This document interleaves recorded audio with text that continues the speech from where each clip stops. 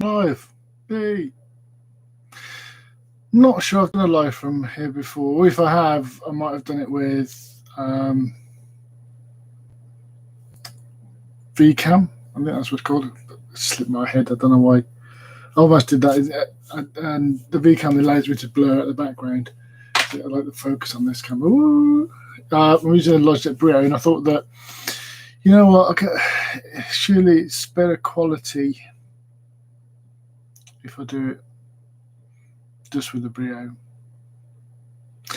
So come on, just to test out the live. As I say, I'm not sure if I've done a live using YouTube just live in, because I've got XSplit, and if and when I've ever streamed in the past, I've always streamed using that. So I just thought I'd give it a try. I'm just doing some work, sitting there working away. Not sure if anyone's seen the few things I changed in the past month in this room. You won't see it because one is the monitor.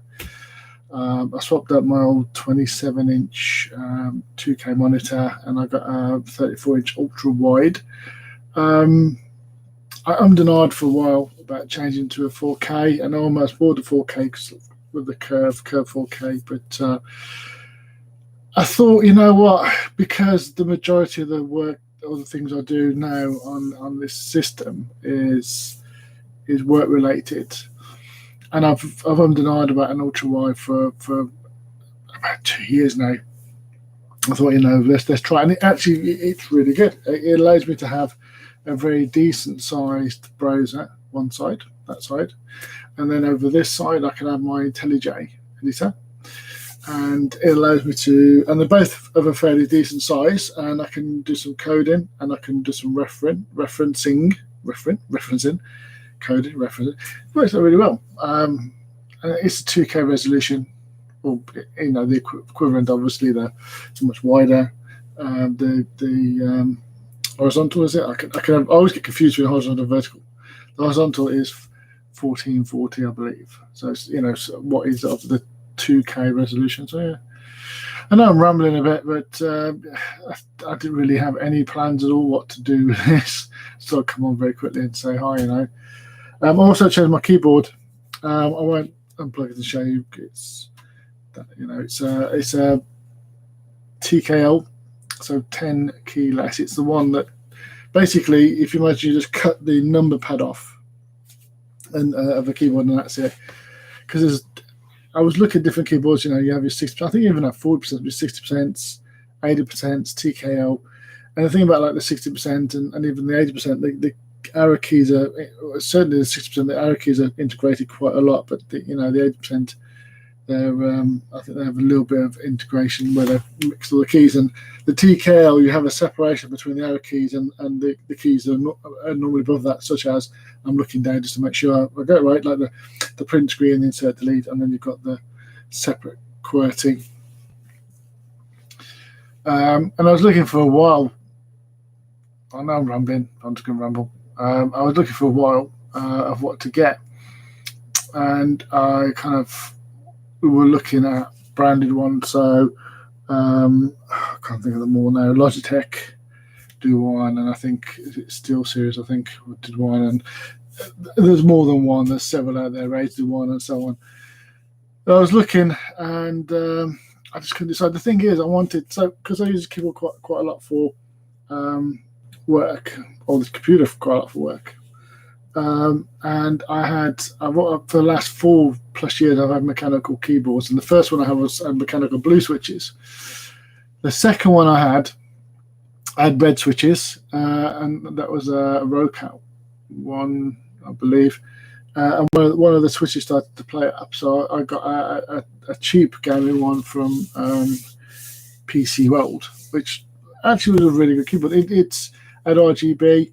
It had RGB strips down the side, but it was really neat, and it cost me like about a third of the price of the one. It was like about 30 odd quid. But the thing is, because it's a gaming keyboard, the key press pressure was probably like between 60 and 70 grams, which isn't a lot. I think they're also linear switches, aren't they, Red? Anyway, but because I type a lot, it's going to wear your fingers down, isn't it? So I actually went. I was looking for a keyboard that had less pressure or require less pressure for the click. And I was also looking at tactile, or ideally tactile. And so I was looking at like brain switches, because a lot of these pre-built keyboards from companies, they have, you have your red, you have your blue switches, you have your brown switches, sometimes they have black switches and so on. Brown switches were the ones I think we're kind of talking about being tactile and about 40 grams of pressure per key. But when I was doing that, I was always giving into something like, maybe I didn't want brown keys, I wanted maybe something a little bit different, or maybe I couldn't get the TKO one or so on. So I actually went for a different route. I went down a route which was kind of more bespoke. So I bought a bass that was modular. So the difference is you get, from my understanding, two different types of keyboard. When you build your own mechanical, you've got the modular ones, you've got the solder ones. Now, if you see all these, you go on YouTube and see all these people making them, most of the time they'll use solder ones. And I've actually got a little bit of a bug, and I might actually start in this topic as it was. I might actually start looking at doing that, and rather than just 60%. So I might actually look, because it was quite an interesting topic. But I bought a bass, which is TKL bass. Modular, so you just click the switches in, and then I bought some, I believe they're bronze switches, because they were quite nice pressure wise. Again, about 40 grams, and they are tactile, but they're a little bit clicky tactile. And then I bought some keycaps. Now, unfortunately, the keycaps I wanted only come in the US, and the keyboard base is actually, turns out, is a UK European one. So the design of the keycaps are slightly different. Also, the fact that I have to have like the @ sign on the number 2, which, to be fairly honest, I've got my MacBook does that, so not like that one. But anyway, I went down the modular route and built my own, because I could choose the switches. So yeah, a boring stream, isn't it? As I say, I'm more kind of just coming on just to have a quick natter, because I haven't been on for a while. Just working. Can't really see my screen. I can't really show you, to be honest. But I'm doing a bit of Spring Boot stuff in the background. Yeah, lots of work, lots of change. It's a bit of a funny day. The great thing about this Brio camera, I used for a while now. Great thing about this Brio camera is that regardless of how dim the lights in the room, it always is pretty bright. And I was doing a video call, probably, I don't know if it was yesterday morning or yesterday evening, but it was quite dark in here because the weather. Now I only got a very small window at the top there, and the light's always really good. It looked like it was, very, almost like I had lights on, and I didn't. So I do like the Logitech, and which is why I went back to Logitech. I had a Razer webcam for ages. I had the one which had the depth perception in it, so that it could pull you out. You could actually blur your scene, or you could actually, it was like you could green screen behind you, but without a green screen. I forgot what it's called now, but anyway, it was produced great technology, but it was never really kind of implemented too well, and then it stopped working. And I think I don't know if they didn't support the camera, or if they just stopped supporting that. And now I use things like VCam, which is obviously a software, because I've got XSplit, but it's a software version of something that's very similar. It can just pulls you out and then green screens the back, Yeah. But anyway, that's why I went back to a Logitech, because Logitech, I used to have Logitech like a C920, I had a 910, and then I had a 920, but I had the business version of the 920 because I wanted, what was that called? Gabba or something like that. Yeah. But it was a business one. So yeah, I'm doing a lot of Spring Boot. See all these books behind me. I really must clean this. You can't really see how many books are in this room. I really must start to tidy this up a bit. because there's probably stuff on there which I haven't used for years. PHP 5, web development with Rails, this classic Unix, advanced Unix book. HTML, CSS, JavaScript, HTML, CSS, CSS, JavaScript design, ASP.NET. It's an old ASP.NET though. Last year I was doing some .NET Core 3 development with ASP.NET stuff. As you probably like, I don't know, what is that version I've got on there? Version 2, version 1. It's really old. Version 2, ASP2. Old one. Yeah. Bought it years ago when I was first trying to learn, and then I kind of got moved into some of the roles and stopped. And then like last year I did some .NET Core 3 stuff, which is quite interesting. Actually, quite a few things. I got some books around here, and this one's quite an interesting one. Actually, I bought this because my daughter loves. Actually, there's a couple of things there which are interesting. So the first one is like learn microsystems with Spring Boot. I haven't really got very far into. I was going to read it because I'm doing some work on Spring Boot, and I thought, I'll read how other people implement, how you're supposed to properly implement, as opposed to when you just go and start working and learn on the fly. Because you learn bad habits sometimes when you learn on the fly. But I'm not got around to reading too much of that. But my daughter's into Roblox, and I'm trying to get her interested. I know that she's in secondary school in computing and programming, and yeah, I got that advanced Roblox going. I don't know if this is going to turn out to her, maybe back to front because of obviously the webcam. But this is actually quite an interesting book from the bits I've seen. So it uses I forgot what the language is. She knows. What's the language now? It uses a particular programming language. It's not specifically all about Roblox. And it's not Lua, is it? It's something else. Let me see if I can find out what it's called on here.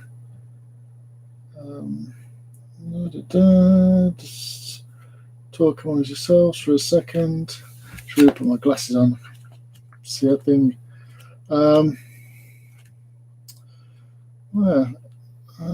It probably won't tell me now. But anyway, it's a programming language that you use for scripting, and this book goes through. I don't know if you can see that, but it kind of tells you the actual scripting language, the programming language to create objects. And yeah, it's actually quite weighty for the size. But that's quite an interesting book, I thought. Now I'm going to go through that at some point. Writing, is that come on? Don't know. Lots of interesting stuff. And yeah, I just need to sort of. Oh, you can't see my. I'll get that one down. My interview tactics and interview questions. What's it called? Cracking. Was it the interview? Yeah. No, that's quite a good book. It's kind of got loads of coding questions and stuff that they've gathered over the years, and gives you ability to kind of not retrain your brain, but train your brain to do interview stuff. Yeah. All right. You know what? I don't want to stand here too long, because I'm sure if people do come on, they're going to get bored with the fact that not a lot's happening. I could do with playing a game on here or two, really, couldn't I? I do have a Twitch account, which I don't use often. I do stream. I have streamed to this. If you look at the previous videos over the past few number of years, you'll see there is some game ones from 2, 3, 4 years ago, some really indie games, should we call them? Poopy Masup, is that one of them or something? I can't remember. Yeah, it might be. But anyway, I've streamed using XSplit into this before. I haven't tried for a while, but maybe I will. Maybe I'll do some more streaming games. I used to like playing games. I don't really play games at the moment, so I can't say I like playing the streaming games because I don't play that many. So yeah, more emails to read. I've got scripts to update. spreadsheets to populate and emails to read. So I think that having run for 15 minutes gives it a good test, gives it a good run, 15-minute live stream. I know that there are people I know that do proper live streams that run for quite a long time. Maybe I will at some point, but not today. Oh, I got a message through. What's that then? Okay. Right, I'm going to go. That's all I've got to say now. Bye.